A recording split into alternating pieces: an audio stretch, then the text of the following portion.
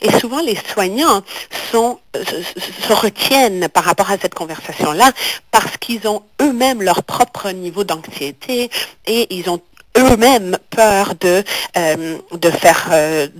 blesser les enfants. Donc, les soignants ont souvent les mêmes niveaux d'anxiété. Quand les chercheurs sont partis voir les enfants pour savoir qu'est-ce qu'ils sentaient quand ils vivaient avec un parent qui vivait avec le cancer, il y avait une étude conclue par Robinson et James en 2001, et leur citation nous dit que les enfants cherchent toujours à comprendre, et quand on cherche à comprendre, on trouve des réponses. Alors, ce que ça veut dire, cette citation-là, c'est que quand un parent est malade, la mère perd ses cheveux suite à une chimio, l'enfant va remarquer tout ça. Et si leurs questions ne sont pas répondues, si on ne répond pas à leurs questions, ils vont trouver leur propre réponse. Et eux, ils peuvent imaginer toutes sortes de choses, des choses auxquelles les parents ne peuvent pas imaginer ou penser. Et les enfants ne sont pas capables de déterminer si oui ou non ils sont sur la bonne voie. Le deuxième point est que quand Riley en 2003 a découvert que lorsqu'on ne donne pas des bonnes informations aux enfants, les enfants vont finir par créer de leurs propres informations pour compléter l'histoire. Et l'information qu'ils trouvent, que les enfants trouvent, peuvent leur causer beaucoup de peur, beaucoup de peine, parce qu'ils n'ont pas... Il n'y a personne autour d'eux qui peut leur donner la réalité de la chose. Et donc, dans ma pratique, en tant qu'infirmière qui travaille en unité de soins palliatifs, quand on me pose la question, est-ce que l'enfant devrait venir voir la personne à l'hôpital, ma réponse est que l'enfant a déjà remarqué les changements qu'ont subi ce parent. Et si on empêche des visites lorsque la personne est très malade, l'enfant pense souvent que ce qui se passe à l'hôpital doit vraiment être horrible à comparer à la réalité lorsque l'enfant rentre dans l'hôpital pour en fait voir la personne à l'hôpital. C'est pas peureux, c'est pas épeurant, c'est plutôt triste, mais c'est pas épeurant et l'enfant doit le savoir. Alors, j'aimerais terminer cette section par une citation qui nous démontre que c'est Welsh, Wadsworth et Compass en 1996 ont fait une étude par laquelle ils ont parlé aux parents et ensuite ils ont parlé aux enfants par rapport à leur niveau de stress et de détresse. Et ils ont obtenu des réponses différentes des parents et des enfants. Et ce qu'ils ont trouvé, c'est que les parents ont l'air de ne pas être au courant des problèmes émotionnels et comportementaux significatifs vécus par leurs enfants. Ce que ça nous dit, c'est que les parents ne sont pas capables de reconnaître lorsque leurs enfants sont en détresse. Parce que les enfants, quand l'enfant croit que la mère est en détresse, les enfants se comportent bien. Et les enfants savent que c'est un sujet tabou, donc ils n'en parlent pas. C'est également très important de se rendre compte que quand maman a le cancer, elle gère la réalité de vivre avec le cancer. Son partenaire, s'il y a un partenaire, un mari, etc., gère les besoins de la maman qui est malade et gère les besoins de l'enfant également.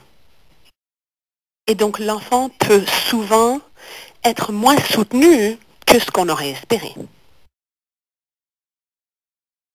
Et donc, malgré que les parents cherchent à protéger l'enfant, ils ne sont pas toujours capables de reconnaître le niveau de détresse et d'anxiété de l'enfant. Et ils ne sont pas toujours capables de déterminer les indices que l'enfant donne. Et je vais également simplement vous fournir quelques citations maintenant. Ça provient d'un livre qui a été rédigé par Phyllis Silverman qui s'appelle Never Too Young to Know, jamais trop jeune pour savoir. Et c'est on analyse ce que les enfants disent. La première citation provient de Andrew à 12 ans. Et il dit, personne ne me disait qu'il était mourant, mais je pouvais le voir. Il était super maigre. La deuxième citation provient de Luke, qui a 17 ans. Et lui, il dit, c'était plus facile pour nous d'être pas obligés d'imaginer ce qui se passait. Ça aurait été pire. Alors maintenant, je vais donner la parole à Andrea. Et Andrea va vous parler des stratégies pour avoir ces discussions-là et pour soutenir les enfants pendant qu'un parent est mourant. Merci beaucoup, Katrina. Je m'appelle Andrea Warnick et je travaille, je fais partie d'une équipe de 4 personnes à Toronto, une équipe de soutien à un centre qui s'appelle le Centre Max et Beatrice Wolfe pour le deuil des enfants et les soins palliatifs de l'hôpital Mount Sinai. Nous sommes basés dans la communauté, nous travaillons à Toronto et nous travaillons avec n'importe quelle famille dans laquelle un parent ou un enfant est très malade et mourant.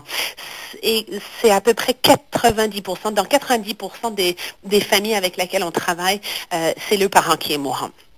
On travaille dans les hôpitaux, on travaille dans les foyers et on a des gens qui viennent dans notre centre également. Donc, on fait des conseils, on fait beaucoup de groupes de conseils, mais on fait également beaucoup d'éducation. Les parents viennent nous voir souvent et ils disent, vous savez, peu importe le nombre de livres que j'ai lus, rien m'a préparé par rapport à comment parler à mon enfant ou mon petit enfant par rapport à la mort, par rapport à ma mort.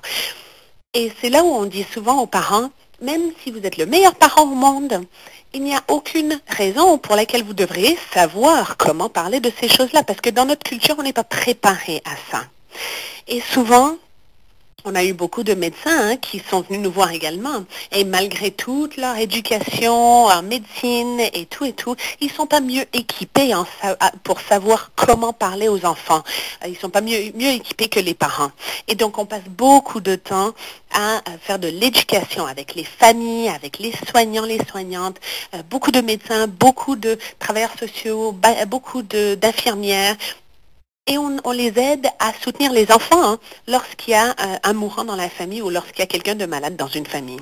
Une des choses que j'entends souvent de la part des familles, c'est c'est pas le bon moment, c'est pas le bon moment de parler à mon enfant, pas encore. Alors, moi, je suis spécialiste en infirmerie et j'ai travaillé en oncologie pédiatrique et en soins palliatifs pour les adultes également. Et très souvent, je travaille avec des familles qui avaient un cancer très avancé et les enfants n'étaient toujours pas au courant que le parent ou le grand-parent était atteint du cancer. Et voici ce que les familles disaient. Les familles disaient, mais c'est pas le bon moment de leur parler, c'est pas le bon moment de leur dire. Et ça revient à ce que Katrina disait lorsqu'elle a dit que souvent notre instinct, c'est de protéger notre enfant et c'est très, très fort. Et ça fait en sorte que c'est très difficile de voir n'importe quel avantage parce qu'on ne veut pas déchirer, on ne veut pas détruire leur enfance, on veut pas on veut leur protéger, on veut pas détruire leur enfance. Mais le problème, c'est que les enfants sont capables de lire des choses dans leur environnement. Et donc, les enfants sont souvent beaucoup plus au courant de ce qui se passe que ce qu'on pense. Alors, souvent, ils ont des imaginations qui sont très actives et donc, évidemment, ils vont souvent trouver des raisons qui ne sont pas des bonnes raisons. Ça, ce n'est pas les bonnes informations et ils trouvent beaucoup de raisons pour lesquelles la personne est malade, etc. Mais ils sont très au courant que quelque chose a lieu. La recherche a également démontré que les tout jeunes enfants, les nouveau-nés, les poupons qui sont encore en train d'allaiter vont connaître le stress de la mère par les hormones. Et donc, même avant d'avoir la capacité de comprendre le langage, les enfants, les nouveau-nés vont savoir qu'il y a un problème dans la famille. Et c'est la même chose avec n'importe quel enfant qui a quelqu'un près d'eux qui est atteint de cancer. Souvent, les enfants sont au courant qu'il y a une catastrophe familiale qui a lieu. Et si on n'en parle pas, les enfants sont toujours dans la situation. Ils sont des êtres humains dans la situation-là. C'est juste qu'on les délaisse et ils imaginent ce qui se passe. Et donc, quand les parents me disent, oui, mais c'est pas le bon moment, je leur pose la question, quand est-ce que vous allez penser que le bon moment va surgir? Souvent, ce qui se passe, c'est que lorsque le temps passe, plus l'enfant a appris que c'est un sujet tabou, on ne doit pas en parler. Et ce que je vois souvent, c'est que tout comme les parents veulent protéger leurs enfants, les enfants veulent vraiment, vraiment protéger leurs parents également. Parce que souvent, les parents ne veulent pas parler du cancer parce qu'ils ont peur que ça va déboussoler les parents. Une autre chose que j'entends souvent de la part des familles, c'est je ne sais pas quoi leur dire, ou bien peut-être que je vais dire la mauvaise chose. Et donc, il n'y a pas une bonne chose à dire, ça c'est clair. Quand on parle à un enfant, il n'y a pas une seule chose qu'on peut dire. par rapport à un diagnostic de cancer, mais la chose clé, c'est d'être honnête et d'utiliser le bon langage.